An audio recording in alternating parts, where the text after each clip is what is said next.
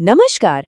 आज हम एक ऐसी शख्सियत के बारे में बात करने वाले हैं जिनका जीवन और जिनके आदर्श आज भी हम सबके लिए एक मिसाल है, श्री राम। देखिए, हर बड़ी कहानी की शुरुआत एक बड़े वचन से होती है ना? और ये कहानी भी एक ऐसे ही दिव्य वचन से शुरू होती है कि जब भी दुनिया में अधर्म मतलब कि बुराई हद से ज्यादा बढ़ जाएगी, तो उसे मिटाने के लिए, संतुलन बनाने के लिए ईश्वर खुद धरती पर आएंगे। और त्रेता युग में बस यही हुआ, ये वचन सच साबित हुआ। तो सवाल ये उठता है कि क्या राम का अवतार सिर्फ एक राक्षस यानी रावण को मारने के लिए हुआ था? नहीं, बिल्कुल नहीं। असली मकसद वो तो उससे कहीं ज्यादा बड़ा था। मकसद था इंसानियत के सामने एक ऐसा परफेक्ट आइडियल, एक ऐसा आदर्श रखना जिसे सदियों तक लोग फॉलो कर सकें। तो चलिए कहानी की शुरुआत करते हैं। जगह है पवित्र नगरी अयोध्या, और वहां राज करते थे एक बहुत ही नेक राजा, राजा दशरथ। लेकिन उनकी एक ही चिंता थी कि उनकी कोई संतान नहीं थी। फिर एक बहुत बड़े और पवित्र यज्ञ के बाद राजा को 4 पुत्रों का आशीर्वाद मिला।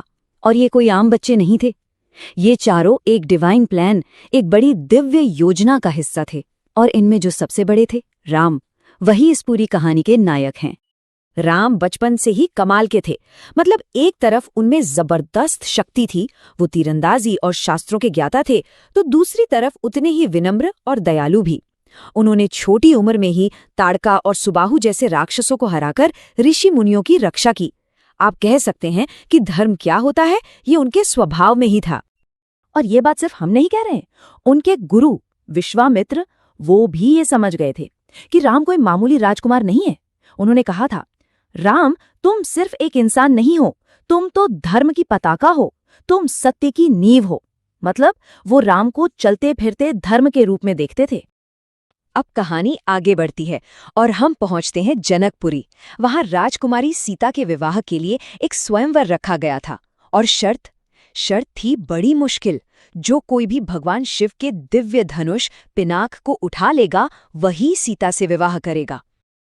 अब सोचिए, देश विदेश से बड़े बड़े ताकतवर राजा और राजकुमार आए।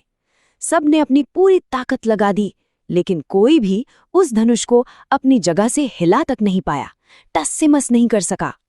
और फिर राम आगे आए, बड़ी शांति और विनम्रता के साथ। उन्होंने उस धनुष को ऐसे उठाया मानो वो कोई फूलों की माला हो, और जैसे ही उस पर डोरी चढ़ाने की कोशिश की, वो टूट गया। ये उनकी दिव्य शक्ति का सबूत था। मतलब पावर और ग्रेस का क्या कमाल का कॉम्बिनेशन था। सब कुछ परफेक्ट चल रहा था। अयोध्या में जश्न की तैयारियां हो रही थीं, राम को राजा बनाया जाना था। लेकिन तभी किस्मत ने एक ऐसा मोड़ लिया जिसकी किसी ने कल्पना भी नहीं की थी। एक बहुत मुश्किल, एक बहुत दर्दनाक मोड़। हुआ ये कि रानी केकेई ने अपनी दासी मंथरा के भड़काने पर राजा दशरथ से अपने 2 वचन मांग लिए। और ये 2 वचन क्या थे? पहला, राम को 14 साल के लिए वनवास भेजा जाए, और दूसरा, उनकी जगह केकेई के बेटे भरत को राजा बनाया जाए। बस इन 2 वचनों ने पूरे राज्य की खुशियों पर पानी फेर दिया। राजा दशरथ तो ये सुनकर टूट ही गए, लेकिन राम, उनके चेहरे पर शिकन तक नहीं आई। उन्होंने एक मुस्कान के साथ इस आज्ञा को स्वीकार कर लिया। कहा, पिताश्री, आपका वचन ही मेरा वचन है। सोचिए, राजपाट, सिंहासन, सब कुछ छोड़कर उन्होंने अपने पिता के सम्मान को सबसे ऊपर रखा। यही तो है कर्तव्यों के प्रति उनका समर्पण। वन में उनका जीवन शांति से बीत रहा था, लेकिन फिर एक धोखा हुआ। एक ऐसा धोखा जिसने उस महायुद्ध की नींव रखी जो हम सब जानते हैं। हुआ ये कि एक मायावी सोने का हिरण दिखाई दिया। सीता जी को वो पसंद आया और राम उसे लेने चले गए। फिर एक चाल चली गई, लक्ष्मण को भी कुटिया से दूर भेज दिया गया। और बस इसी मौके का फायदा उठाकर राक्षस राज रावण ने सीता का अपहरण कर लिया। और अधर्म का ये काम, सीता का अपहरण, बस यहीं से एक दिव्य मिशन की शुरुआत हुई। मिशन था सीता को छुड़ाना और बुराई को जड़ से खत्म करना। इसी खोज के दौरान राम की मुलाकात हुई उनके सबसे बड़े भक्त हनुमान से। हनुमान जी ने कहा, प्रभु, मैं आपका दास हूं, आपकी सेवा ही मेरा धर्म है। और सच में हनुमान की भक्ति, उनकी ताकत और उनकी सूझबूझ इस पूरी लड़ाई का सबसे अहम हिस्सा बनी। अब चुनौती थी लंका तक पहुंचने की, जो समुद्र के पार थी। तो राम की वानर सेना ने एक ऐसा पुल बनाया जो किसी चमत्कार से कम नहीं था, राम सेतु। कहते हैं कि हर पत्थर पर राम का नाम लिखा गया और वो पानी पर तैरने लगे। ये पुल सिर्फ एक रास्ता नहीं था, ये इस बात का सबूत था कि जब श्रद्धा और टीम वर्क एक साथ मिल जाएं तो कुछ भी नामुमकिन नहीं है। और फिर शुरू हुआ वो महायुद्ध। देखिए, ये लड़ाई सिर्फ दो सेनाओं की नहीं थी। एक तरफ थे श्री राम, लक्ष्मण, हनुमान और वानर सेना, ये धर्म की साइड थी, और दूसरी तरफ था रावण, मेघनाद, कुंभकर्ण और उनकी राक्षस सेना, ये अधर्म की साइड थी। ये तो सच्चाई और झूठ की, धर्म और घमंड की सीधी टक्कर थी। और आखिर में राम के हाथों रावण का अंत हुआ। ये सिर्फ एक तानाशाह का खात्मा नहीं था, ये पूरी दुनिया के लिए एक मैसेज था, एक टाइमलेस मैसेज कि घमंड चाहे कितना भी बड़ा क्यों न हो, एक न एक दिन खत्म जरूर होता है।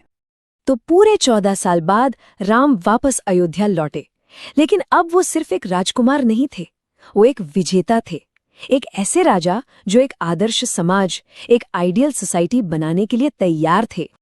और उनके शासन को ही राम राज्य के नाम से जाना गया। राम राज्य मतलब क्या? एक ऐसा राज जहां पूरा न्याय हो, बराबरी हो, शांति हो, जहां किसी को कोई दुख, कोई तकलीफ, कोई भूख या अन्याय न झेलना पड़े। ये एक परफेक्ट गवर्नेंस का मॉडल बन गया, एक ऐसा सपना जिसे आज भी दुनिया का हर समाज पूरा करना चाहता है। लेकिन राम को सिर्फ एक आदर्श राजा ही नहीं, आदर्श पुरुष क्यों कहा जाता है? इसका जवाब छिपा है उन 6 परफेक्ट रोल्स में जो उन्होंने अपनी पूरी जिंदगी में निभाए। आप देखिए, वो एक आदर्श बेटे थे जिन्होंने पिता के वचन के लिए सब कुछ त्याग दिया। एक आदर्श पति थे जिनका सीता के लिए प्रेम अटूट था। एक आदर्श भाई थे। एक आदर्श राजा जिसने अपनी प्रजा के लिए अपनी निजी खुशियां भी कुर्बान कर दी। एक आदर्श दोस्त थे, और सबसे बढ़कर एक आदर्श इंसान जिसमें गुस्सा, अहंकार या स्वार्थ बिल्कुल नहीं था। हर रोल, हर रिश्ते में उन्होंने एक ऐसा स्टैंडर्ड सेट किया कि उन्हें मर्यादा पुरुषोत्तम कहा गया। मतलब वो इंसान जो मर्यादा और धर्म के रास्ते पर चलने वालों में सबसे बेस्ट है। तो उनके जीवन से हमें सबसे बड़ा सबक क्या मिलता है? यही कि धर्म का रास्ता यानी सच्चाई, कर्तव्य और प्यार का रास्ता मुश्किल जरूर हो सकता है, उसमें चुनौतियां आ सकती हैं, लेकिन आखिर में जीत हमेशा उसी की होती है।